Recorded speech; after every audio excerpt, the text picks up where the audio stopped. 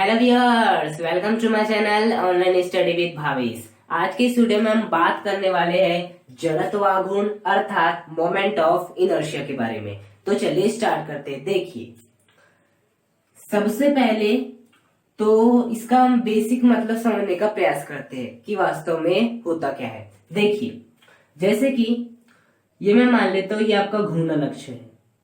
ये क्या है? आपका घूर्णन अक्ष है। और ये वो आपका दृढ़ पिंड है। ये वो आपकी रिजिड बॉडी है या दृढ़ पिंड है जो क्या कर रहा है, इस घूर्णन अक्ष के सापेक्ष, इस घूर्णन अक्ष के सापेक्ष क्या कर रहा है? आपकी घूर्णी गति कर रहा है। ओके, इस दृढ़ पिंड का जो द्रव्यमान है वो मान लेता हूं मैं स्मॉल एम है। और इस दृढ़ पिंड की यहां से जो दूरी है अर्थात घूर्णन अक्ष से जो लंबवत दूरी है वो कितनी है? आपकी आर है। वो कितनी है? आपकी आर है। तब यदि मुझे इस पिंड का जड़त्व आघूर्ण निकालना होगा, इस दृढ़ पिंड का जड़त्व आघूर्ण निकालना होगा। जड़त्व आघूर्ण को हम सामान्यतः आई से प्रदर्शित करते हैं। किससे? आई से। Moment of inertia I. तो वो आई निकलेगा, I is equal to M R square. क्या निकलेगा? I is equal to M R square. और यही होता है जड़त्व आघूर्ण। जड़त्व आघूर्ण होता है दृढ़ पिंड का जो भी आपका द्रव्यमान है और घूर्णन अक्ष से जो भी दूरी है उसका स्क्वायर कर दीजिए, दोनों का गुणा कर दीजिए, तो आपको क्या प्राप्त हो जाएगा? आपका मोमेंट ऑफ इनर्शिया अर्थात जड़त्व आघूर्ण प्राप्त हो जाएगा। हमेशा याद रखिएगा, ये जो होगा आपका आर, आर हमेशा याद रखना घूर्णन अक्ष से कैसे रहेगा? सदैव लंबवत रहेगा। मतलब घूर्णन अक्ष, जो आपका घूर्णन अक्ष है और जो आपका आर है वो सदैव क्या कैसे रहना चाहिए? परपेंडिकुलर अर्थात लंबवत। देखिए यहाँ कितना कोण बना है आपका 90 डिग्री। हमेशा इस बात का याद रखना कि जो आपका घूर्णन अक्ष है, कि जो आपका घूर्णन अक्ष है और जो आर होना चाहिए वो इस प्रकार से होना चाहिए कि उनके मध्य 90 डिग्री का एंगल बने या घूर्णन अक्ष और आर सदैव क्या हो? एक दूसरे के लंबवत हो। ओके, तो जड़त्व आघूर्ण अर्थात आई क्या होता है? आपका एम आर स्क्वायर। ओके, अब देखिए मैं थोड़ा सा आपको इसका और बेसिक मतलब देने का प्रयास करता हूं। देखिए, आप सभी जानते हैं दो प्रकार के आपके मोशन होते हैं। एक होता है लीनियर मोशन। कौन सा मोशन? Linear motion. और एक होता है आपका रोटेटिंग मोशन या रोटेशन मोशन, रोटेटिंग मोशन। दो प्रकार के मोशन होते हैं, या सर्कुलर मोशन भी कहते हैं इसे हम। देखो, लीनियर मोशन में जो आपका डिस्प्लेसमेंट होता है अर्थात विस्थापन होता है, वही रोटेटिंग मोशन में क्या बन जाता है? आपका थीटा। जो यहाँ लीनियर मोशन में आपका वेलोसिटी अर्थात वेग रहती है वो यहाँ क्या बन जाती है? आपकी ओमेगा अर्थात एंगुलर वेलोसिटी। जो यहाँ आपका एक्सेलरेशन ए रहता है वो यहाँ क्या रहता है? आपका एंगुलर एक्सेलरेशन अल्फा। जो यहाँ आपका फोर्स रहता है वो यहाँ क्या बन जाता है? आपका टॉर्क। बल रहता है वो बल आघूर्ण बन जाता है। तो उसी प्रकार जो यहाँ आपका मास रहता है लीनियर मोशन में, जब आप किसी दृढ़ पिंड का मास रहता है तो उसे आप रोटेटिंग मोशन में आई के इक्वल देख सकते हैं। मतलब जो भूमिका यहाँ द्रव्यमान निभाता है वही भूमिका यहाँ कौन निभाता है? आपका आई निभाता है। अब देखते हैं, हम इसे प्रूव भी करते हैं कि किस प्रकार आपका जो एम है वो आई की भूमिका निभाता है आपके रोटेटिंग मोशन में। देखते हैं। ओके, तो किस प्रकार से ये सब कुछ होता है कि हमने क्यों आपके द्रव्यमान को जो लीनियर मोशन में माना जाता है उसे हमने जड़त्व आघूर्ण के बराबर देख लिए घूर्णी गति में। देखिए, ये क्या है? आपका दृढ़ पिंड है जो कितने डिस्टेंस पे? घूर्णन अक्ष से आर डिस्टेंस पे है। अब मैं क्या करता हूं? इस पर फोर्स लगाता हूं। यहां पर देखिए, ये जो आपकी बॉडी है ना वो कुछ, ये आपका दृढ़ पिंड है तो दृढ़ पिंड आपका ऐसे गति कर रहा है। दृढ़ पिंड आपका ऐसे गति कर रहा है। ये वाला जो दृढ़ पिंड है वो ऐसे गति कर रहा है। अब देखो, जब ये ऐसे वो गति कर नहीं रहा है, वो गति करना चाहता है ऐसी, वो ऐसी गति करना चाहता है। अब यदि ऐसी गति करना चाहता है तो मैं उसे यहाँ पे दिखा नहीं सकता उतने बेहतर तरीके से, उतने बेहतर तरीके से नहीं दिखा सकता, क्योंकि आपका 2D है और ये कैसा है 3D का कार्य है, इसलिए उतने बेहतर तरीके से मैं नहीं दिखा सकता। लेकिन यहाँ देखिए, जब ये रखी हुई आपकी दृढ़ पिंड रखा हुआ है, अब इसे यदि ऐसा गति करना है तो हमें किसकी आवश्यकता होगी, बल की होगी। जैसे हम आपका बल आरोपित करेंगे तो आपकी वस्तु क्या करेगी, ऐसे घूमना स्टार्ट कर देगी। तो मैं ये जो आपकी वस्तु है इस पर बल भी कैसे लगाऊंगा, इस दिशा में लगाऊंगा, जिससे कि ये ऐसे घूमने लगेगी। लेकिन अब यहाँ मैं कैसे दिखा सकता हूँ, इसलिए मैं कैसे दिखा रहा हूँ, एफ ऐसे दिखा रहा हूँ। इस एफ को ऐसे दिखाने का मतलब नहीं कि आपकी दृढ़ पिंड है और मैं ऐसे बल लगा रहा हूँ, नहीं, इसे मैंने इसलिए ऐसे दिखाया क्योंकि उतना आपका ये जो प्रोसेस है वो 3D की है और ये मैं यहाँ केवल 2D में ही दिखा सकता हूँ, इसलिए मैं आपको फोर्स को ऐसे दिखा रहा हूँ। लेकिन वास्तव में जो आपका फोर्स है वो ऐसे लग रहा है, ऐसे लगेगा तभी तो वस्तु ऐसे घूम पाएगी। अब देखो, यदि फोर्स ऐसे लगेगा तो बताइए जो आपका एक्सेलरेशन है, जो आपका त्वरण है, वो भी कहाँ उत्पन्न होगा, अंदर की ओर उत्पन्न होगा। वो भी क्या होगा, अंदर की ओर उत्पन्न होगा। याद रखना, ये क्या है, अंदर की ओर बता रहा है। हाँ, ये अंदर की ओर बता रहा है, लेकिन यहाँ मैं नहीं दिखा सकता, इसलिए मैं ऐसे ऊपर की ओर दिखा रहा हूँ। तो ये था आपका कोई दृढ़ पिंड था ऐसा, इस दृढ़ पिंड पे ऐसा आपका फोर्स लगा, ये देखिए ऐसा फोर्स लगा। अब मैं ऐसा दिखा नहीं सकता, इसलिए मैं ऐसे दिखा रहा हूँ। ऐसा फोर्स लगा जिससे कि ऐसे ऐसे घूमने लगा, ऐसे ऐसे ये घूमने लगा, मतलब कि जो एक्सेलरेशन थी वो अंदर की ओर थी। अब मैं अंदर की ओर दिखा नहीं सकता, इसलिए मैंने ऐसा दिखाया। ओके, तो दृढ़ पिंड पर फोर्स F लगा, जिससे कि वस्तु ए एक्सेलरेशन की सहायता से क्या करने लगी, रोटेट करने लगी। अब देखिए, यहां मैं आपका F is equal to m apply कर सकता हूँ। F फोर्स लग रहा है, द्रव्यमान M है A, कर सकता हूँ। अब क्या कर दीजिए, दोनों पक्षों में R का इंटू कर दीजिए, यहाँ भी R का इंटू कर दीजिए और यहाँ भी किसका इंटू कर दीजिए, R का इंटू कर दीजिए। यहाँ भी R का इंटू, यहाँ भी R का इंटू। अब देखिए इस R, ओके, थोड़ा सा फील लेने का प्रयास करना। ये है आपका द्रव्यमान M पिंड, ये है इसकी घूर्णन अक्ष से दूरी R। देखो ये क्या नाम, यहां नहीं, यही देखते हैं। देखो ये है आपका पिंड, दृढ़ पिंड, और ये है इसकी इससे दूरी। ओके, ये है आपका घूर्णन, ये है आपका घूर्णन अक्ष, ये है आपका, ये जो आपका मार्कर है, ये क्या है आपका, ये जो मार्कर है वो क्या है आपका R है, वो क्या है आपका R है, और ये दृढ़ पिंड है। अब देखिए, इस दृढ़ पिंड पर जो बल लग रहा है वो कैसे लग रहा है, ऐसे लग रहा है, तभी तो वस्तु ऐसे घूमेगी। कैसे लग रहा है, ऐसे लग रहा है। तो देखिए, ये जो आपका R है और ये जो आपका F है, कितने डिग्री का एंगल बन रहा है यहाँ पर, 90 डिग्री का। कितने डिग्री का एंगल बन रहा है, 90 डिग्री का एंगल बन रहा है।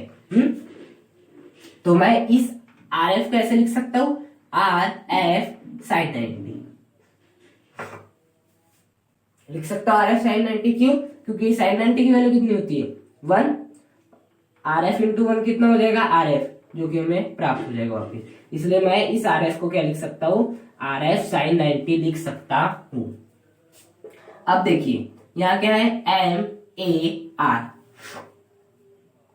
ओके, देखिए हम सभी जानते हैं जो आपका A होता है वो किसके बराबर होता है, अल्फा इंटू R के बराबर होता है। इसे आपने चैप्टर नंबर 4 में अच्छे से पढ़ा है कि जो आपका A रहता है वो अल्फा, जो कि आपका कोणीय त्वरण है, और R जो घूर्णन अक्ष से लंबवत दूरी है उसके गुणनफल के क्या होता है, बराबर होता है। तो मैं क्या कर सकता हूँ, इस A के स्थान पे क्या लिख सकता हूँ, अल्फा इंटू R लिख सकता हूँ। ओके, अब देखिए RF sin 90, टाउ जानते क्या होता है, RF sin थीटा।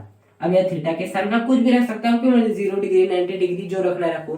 तो एक प्रकार से देखो तो इसी का रूप है RF sin 90, RF sin theta, इसी का रूप है। R के स्थान पे RF के स्थान पे, sin के स्थान पे थीटा के स्थान पे कुछ भी आ सकता है, जो भी आ भी गया। तो मैं इस RF sin 90 के स्थान पे क्या लिख सकता हूँ, आपका मैं टाउ लिख सकता हूँ। क्या लिख सकता हूँ, टाउ लिख सकता हूँ। हाँ, अब देखिए ये आपका M, A के स्थान पे क्या लिखना है आपको, alpha into R square. Sorry क्या लिखना है, अल्फा इंटू आर लिखना है। ए के स्थान पे अल्फा इंटू आर, ए के स्थान पे अल्फा इंटू आर लिखना है और इंटू आर जैसा का वैसा। अब देखिए टाउ बराबर कितना हो जाएगा, एम, ये अल्फा है, हाँ ये अल्फा है नॉट ए, क्या हो जाएगा आर स्क्वायर। ओके, अब यहाँ जरा थोड़ा गौर कीजिएगा,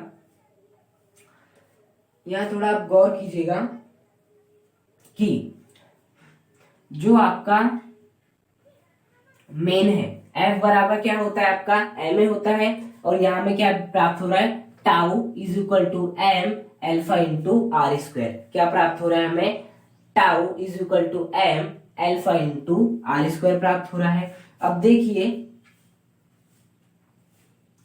इसकी इससे तुलना कीजिए, एफ बराबर एम ए से, जरा थोड़ी तुलना कीजिए। एफ बराबर एम ए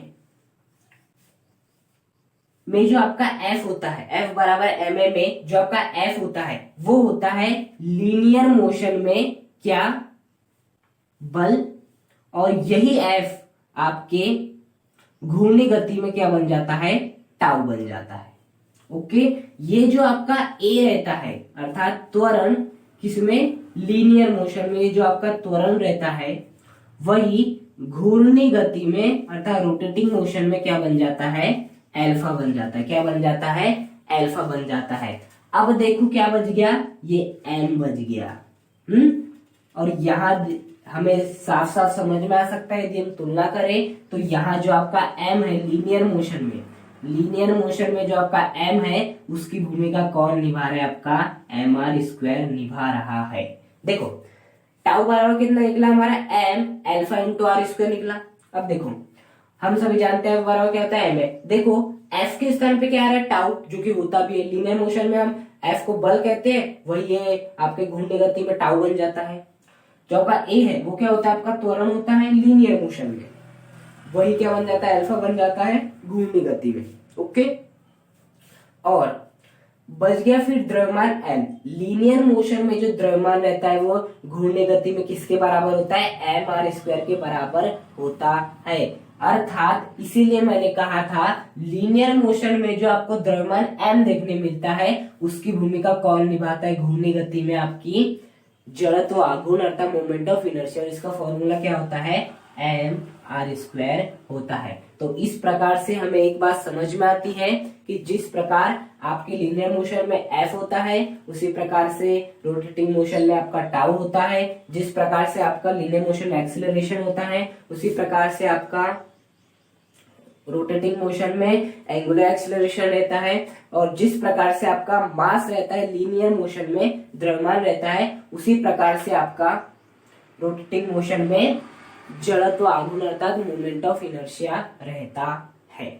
समझ में आया बेसिक मतलब कि क्या होता है आपका मोमेंट ऑफ इनर्शिया, किस प्रकार से निकाला जाता है। एम जो भी द्रव्यमान है, जो भी घूर्णक से लंबवत दूरी, उसको उससे क्या कर दीजिए, गुणा कर दीजिए। और किस प्रकार से ये होता है मैंने इसका आपको बेसिक मतलब भी समझा लिया। अब देखिए कुछ और बातें सीखिए आपके जड़त्व आघूर्ण के बारे में। ओके, देखिए आपका जो जड़त्व आघूर्ण है, जड़त्व आघूर्ण है वो कैसी राशि है, अदिश राशि है। जो आपका जड़त्व आघूर्ण है वो कैसी राशि है, अदिश राशि है। जड़त्व आघूर्ण कैसी आपकी अदिश राशि है।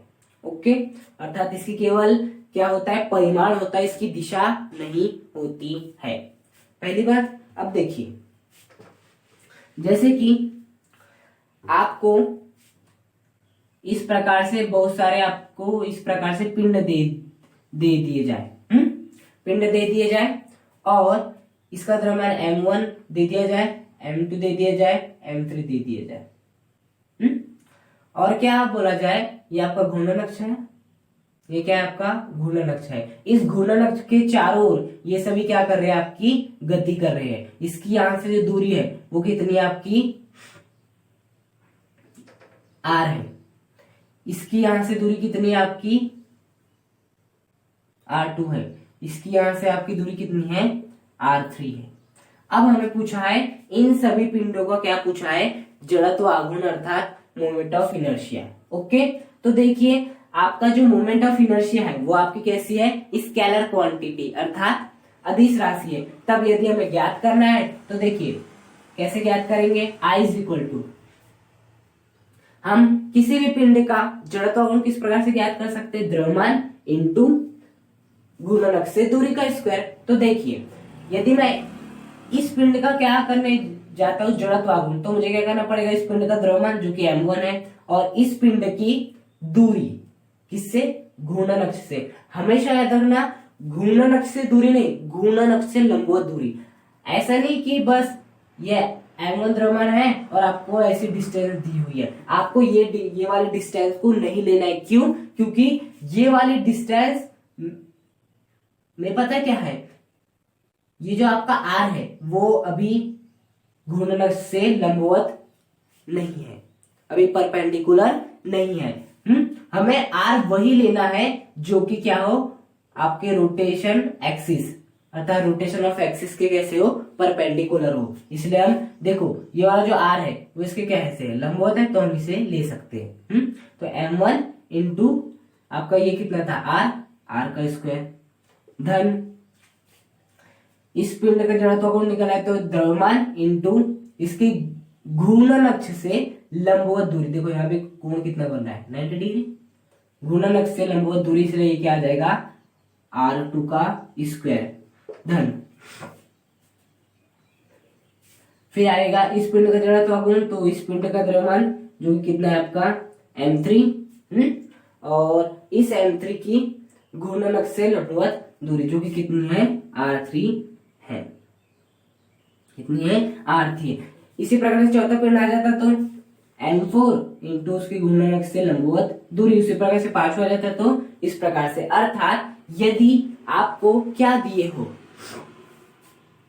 दो या दो से अधिक पिंड दिए हो जिनका जड़त्व गुण ज्ञात करना हो, तो हम आसानी से उनका योग करते करते करते करते आसानी से क्या कर सकते हैं, उनका जड़त्व गुण ज्ञात कर सकते हैं। क्या कर सकते हैं, ज्ञात कर सकते हैं। क्यों, क्योंकि जो आपका जड़त्व गुण है वो कैसी है, स्केलर क्वांटिटी है। और स्केलर क्वांटिटी में यदि हमें दो या दो से अधिक पिंडों का कुछ निकालना रहता है तो उसे हम सामान्यतः क्या कर देते हैं, जोड़ देते हैं, आसानी से कर लेते हैं। हमेशा याद रखना ये m तो आप सभी जानते हैं कि है, लेकिन r में फंसते हैं हमेशा। हमेशा याद रखना r को आपको क्या लेना है, घूर्णन अक्ष से लंबवत दूरी पे लेना है। क्या लेना है, लंबवत दूरी पे लेना है। ओके, तो आज के इस वीडियो में हमने जड़त्व गुण क्या होता है, इसका बेसिक मतलब क्या होता है, इसका जो आपका लीनियर मोशन है उसमें द्रव्यमान m से क्या रिलेशन होता है वो देखे किस प्रकार होता है। और अंत में हमने देखे कि आप यदि दो या दो से अधिक पिंड दिए हो तो उनके जड़त्व गुण किस प्रकार से निकाल